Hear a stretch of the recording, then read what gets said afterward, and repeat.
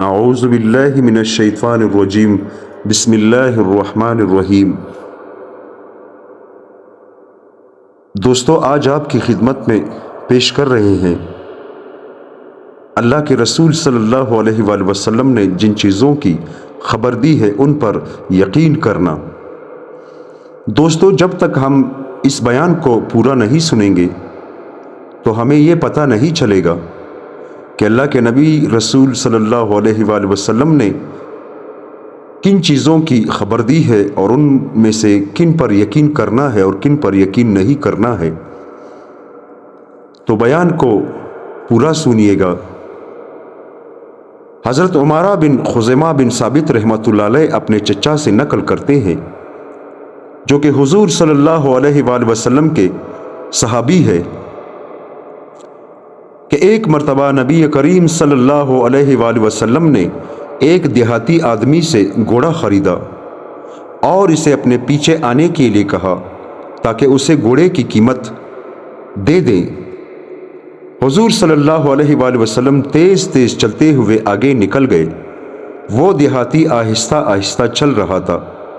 لوگوں کو معلوم نہیں تھا کہ حضور صلی اللہ علیہ وآلہ وسلم نے اس سے گھوڑا خرید لیا ہے، اس لیے لوگ اس گھوڑے کا سودا کرنے لگے۔ ہوتے ہوتے ایک آدمی نے اس گھوڑے کی قیمت حضور صلی اللہ علیہ وآلہ وسلم سے زیادہ لگا دی، تو اس نے حضور صلی اللہ علیہ وآلہ وسلم کو آواز دے کر کہا، اگر آپ یہ گھوڑا خریدنا چاہتے ہیں تو خرید لے، ورنہ میں اسے بیچنے لگا ہوں۔ حضور صلی اللہ علیہ وآلہ وسلم نے اس دیہاتی کی یہ بات سنی تو رک گئے۔ جب دیہاتی آپ کے پاس پہنچا تو آپ نے اس سے کہا، کیا میں نے تم سے یہ گھوڑا خرید نہیں لیا؟ اس نے کہا، نہیں، اللہ کی قسم میں نے آپ کو یہ گھوڑا نہیں بیچا۔ حضور صلی اللہ علیہ وآلہ وسلم نے فرمایا، نہیں، میں تم سے یہ گھوڑا خرید چکا ہوں۔ حضور صلی اللہ علیہ وآلہ وسلم اور وہ دیہاتی آپس میں بات کرنے لگے تو دونوں کے گرد لوگ جمع ہو گئے۔ پھر وہ دیہاتی کہنے لگا، آپ اپنا کوئی گواہ لائے جو اس بات کی گواہی دے کہ میں نے آپ کے ہاتھ یہ گھوڑا بیچا ہے۔ جو بھی مسلمان وہاں آتا وہ اس دیہاتی کو یہی کہتا، تیرا ناس ہو، رسول اللہ صلی اللہ علیہ وآلہ وسلم تو ہمیشہ صرف حق بات ہی کہتے ہیں۔ یہاں تک کہ حضرت خزیمہ بن ثابت رضی اللہ تعالیٰ عنہ بھی آ گئے اور انہوں نے حضور صلی اللہ علیہ وآلہ وسلم کی اور دیہاتی کی گفتگو کو سنا، اور دیہاتی کہہ رہا تھا، آپ اپنا کوئی گواہ لائے جو اس بات کی گواہی دے کہ میں نے یہ گھوڑا آپ کے ہاتھ بیچا ہے۔ حضرت خزیمہ نے فوراً کہا، میں اس بات کی گواہی دیتا ہوں کہ تم نے حضور صلی اللہ علیہ وآلہ وسلم کے ہاتھ یہ گھوڑا بیچا ہے۔ حضور صلی اللہ علیہ وآلہ وسلم نے حضرت خزیمہ کی طرف متوجہ ہو کر فرمایا، تم کس بنیاد پر گواہی دے رہے ہو؟ حضرت خزیمہ نے کہا، یا رسول اللہ، میں اس بنیاد پر گواہی دے رہا ہوں کہ میں آپ صلی اللہ علیہ وآلہ وسلم کو سچا مانتا ہوں۔ اس پر حضور صلی اللہ علیہ وآلہ وسلم نے اکیلے حضرت خزیمہ کی گواہی دو آدمیوں کی گواہی کے برابر قرار دے دی۔ حضرت محمد بن عمارہ بن خزیمہ رحمۃ اللہ علیہ کہتے ہیں کہ حضور صلی اللہ علیہ وآلہ وسلم نے فرمایا، اے خزیمہ، تم تو ہمارے ساتھ نہیں تھے، تو تم کس بنیاد پر گواہی دے رہے ہو؟ انہوں نے کہا، یا رسول اللہ، جب میں آپ کو آسمان کی باتوں میں سچا مانتا ہوں تو آپ یہ جو بات کہہ رہے ہیں اس میں آپ کو سچا کیسے نہ مانوں؟ چنانچہ حضور صلی اللہ علیہ وآلہ وسلم نے ان کی گواہی دو مردوں کی گواہی کے برقرار دے دی۔ ابن سعد کی دوسری روایت میں یہ ہے کہ حضرت خزیمہ نے کہا، مجھے اس بات کا یقین ہے کہ آپ ہمیشہ صرف حق بات ہی کہتے ہیں، ہم اس سے بھی بہتر بات یعنی دینی معاملات میں آپ پر ایمان لا چکے ہیں۔ حضور صلی اللہ علیہ وآلہ وسلم نے ان کی گواہی کو درست قرار دیا۔ حضرت عائشہ رضی اللہ تعالیٰ عنہ فرماتی ہے، جب حضور صلی اللہ علیہ وآلہ وسلم شب معراج میں مسجد اقصیٰ تشریف لے گئے تو لوگ اس بارے میں باتیں کرنے لگے، اور جو لوگ آپ صلی اللہ علیہ وآلہ وسلم پر ایمان لائے تھے اور آپ صلی اللہ علیہ وآلہ وسلم کی تصدیق کر چکے تھے، ان میں سے کچھ لوگ مرتد ہو گئے۔ پھر یہ لوگ حضرت ابو بکر رضی اللہ تعالیٰ عنہ کے پاس گئے اور ان سے جا کر کہا آپ کا اپنے حضرت کے بارے میں کیا خیال ہے؟ وہ یہ کہہ رہے ہیں کہ وہ آج رات بیت المقدس گئے تھے۔ حضرت ابو بکر نے کہا کیا انہوں نے یہ بات کہی؟ لوگوں نے کہا جی ہاں۔ حضرت ابو بکر رضی اللہ تعالیٰ عنہ نے کہا اگر انہوں نے یہ بات کہی ہے تو بالکل سچ ہے۔ لوگوں نے کہا تو کیا آپ اس بات کی تصدیق کرتے ہیں کہ وہ آج رات بیت المقدس گئے تھے اور صبح سے پہلے واپس بھی آ گئے؟ حضرت ابو بکر رضی اللہ تعالیٰ عنہ نے کہا جی ہاں، میں تو اس سے بھی زیادہ بعید نظر آنے والے امور میں ان کی تصدیق کرتا ہوں، اور وہ صبح اور شام جو آسمان کی خبریں بتاتے ہیں میں ان میں ان کی تصدیق کرتا ہوں۔ اسی وجہ سے حضرت ابو بکر صدیق رضی اللہ تعالیٰ عنہ کا نام صدیق رکھا گیا۔ ایک روایت میں یہ ہے کہ حضور صلی اللہ علیہ وآلہ وسلم پر جو لوگ ایمان لا چکے تھے ان میں سے کچھ لوگ اس موقع پر مرتد ہو گئے، اور ان میں سے بہت سے لوگوں نے اس واقعے کی تصدیق کی۔ بہرحال یہ واقعہ بھی بہت بڑی آزمائش کا تھا۔ حضرت انس رضی اللہ تعالیٰ عنہ شب معراج کا واقعہ تفصیل سے کرتے ہیں۔ آخر میں یہ ہے کہ جب مشرکوں نے حضور صلی اللہ علیہ وآلہ وسلم کی بات سنی تو وہ حضرت ابو بکر رضی اللہ تعالیٰ عنہ کے پاس گئے اور ان سے کہا اے ابو بکر، آپ کا اپنے حضرت کے بارے میں کیا خیال ہے؟ وہ یہ بتا رہے ہیں کہ وہ آج رات ایک مہینے کی مسافت پر گئے تھے اور پھر رات کو ہی واپس آ گئے۔ حضرت جابر بن عبداللہ رضی اللہ تعالیٰ عنہما فرماتے ہیں کہ حضرت عمر رضی اللہ تعالیٰ عنہ کے زمانہ خلافت میں ایک سال ٹڈیاں کم ہو گئی۔ حضرت عمر نے ٹڈیوں کے بارے میں بہت پوچھا لیکن کہیں سے کوئی خبر نہ ملی تو اس سے بہت پریشان ہوئے۔ چنانچہ انہوں نے ایک سوار ادھر یعنی یمن بھیجا اور دوسرا شام، تیسرا عراق بھیجا تاکہ یہ سوار پوچھ کر آئے کہ کہیں ٹڈی نظر آئی ہے یا نہیں۔ جو سوار یمن گیا تھا وہ وہاں سے ٹڈیوں کی ایک موٹی لایا اور لا کر حضرت عمر کے سامنے ڈال دی۔ حضرت عمر نے جب انہیں دیکھا تو 3 دفعہ اللہ اکبر کہا، پھر فرمایا میں نے حضور صلی اللہ علیہ وآلہ وسلم کو یہ فرماتے ہوئے سنا ہے کہ اللہ تعالیٰ نے 1000 قسم کی مخلوق پیدا کی ہے، 600 سمندر میں ہے اور 400 خشکی میں، اور ان میں سے سب سے پہلے ٹڈی ختم ہوگی۔ جب ٹڈیاں ختم ہو جائیں گی تو پھر اور مخلوقات بھی ایسے ہی آگے پیچھے ہلاک ہونی شروع ہو جائیں گی جیسے موتیوں کی لڑی کا دھاگا ٹوٹ گیا ہو۔ حضرت فضالہ بن ابی فضالہ انصاری رضی اللہ تعالیٰ عنہ فرماتے ہیں کہ حضرت علی بن ابی طالب رضی اللہ تعالیٰ عنہ بیمار تھے اور بیماری کافی شدید تھی۔ میں اپنے والد کے ساتھ ان کی عیادت کرنے گیا۔ میرے والد صاحب نے ان سے کہا آپ یہاں کیوں ٹھہرے ہوئے ہیں؟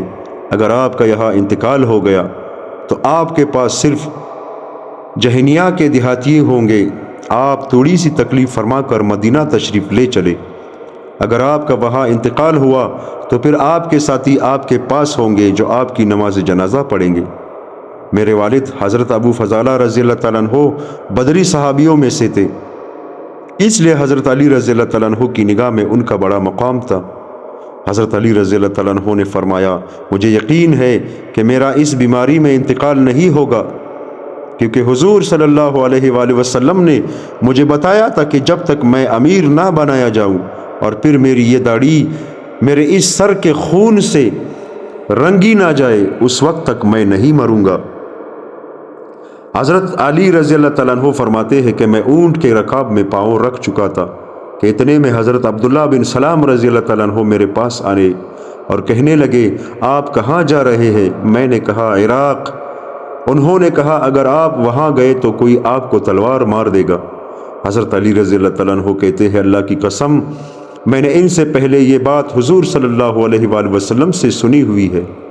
حضرت معاویہ جریر حضرمی رحمۃ اللہ علیہ کہتے ہیں کہ حضرت علی رضی اللہ تعالیٰ عنہ نے فرمایا کہ گھوڑے سوار میرے سامنے سے گزرے، چنانچہ سوار گزرنے لگے، پھر حضرت علی کے